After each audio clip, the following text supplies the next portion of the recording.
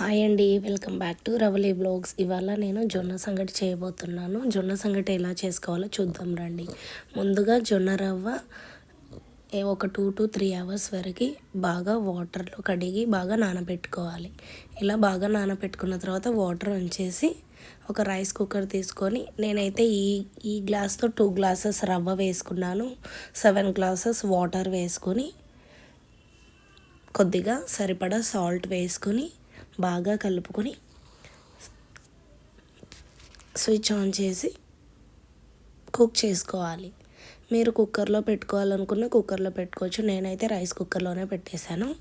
ఇలా బాగా మరిగేటప్పుడు ఇలా ఉడుకు పట్టింది కదండి, అప్పుడప్పుడు బాగా కలుపుతూ ఉండాలి. ఇలా బాగా కలిపిన తర్వాత కాసేపు తర్వాత కొద్దిగా జొన్న పిండి తీసుకొని కొద్దిగా వాటర్ వేసుకొని బాగా మిక్స్ చేసుకొని ఆ జొన్న పిండిని కాస్త ఇక్కడ ఇలా బాగా ఉడుకు పట్టిన జొన్న సంగటిలో వేసి బాగా కలుపుకోవాలి.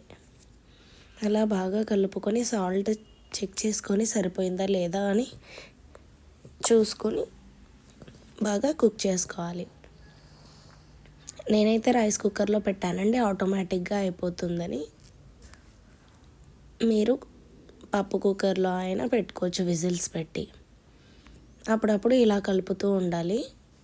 లమ్స్గా ఫామ్ అవ్వకుండా ఉంటుంది, నీట్గా వస్తుంది.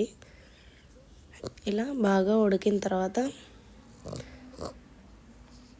వేడి వేడి పప్పుచారులోకి నెయ్యి వేసుకొని సర్వ్ చేసుకుంటే ఎంతో టేస్టీగా ఉండే జొన్న సంగటి రెడీ.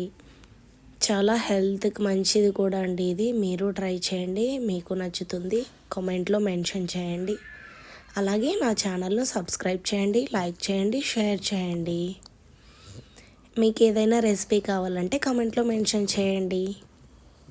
ఇలా వేడి వేడి జొన్న సంగటి నెయ్యి వేసుకొని మామిడికాయ చట్నీ, పచ్చిమిర్చి పప్పు, అలాగే పప్పు చారుతో సర్వ్ చేసుకున్నామండి. మేమైతే చాలా టేస్టీగా ఉండింది. Please subscribe to my channel. Thank you.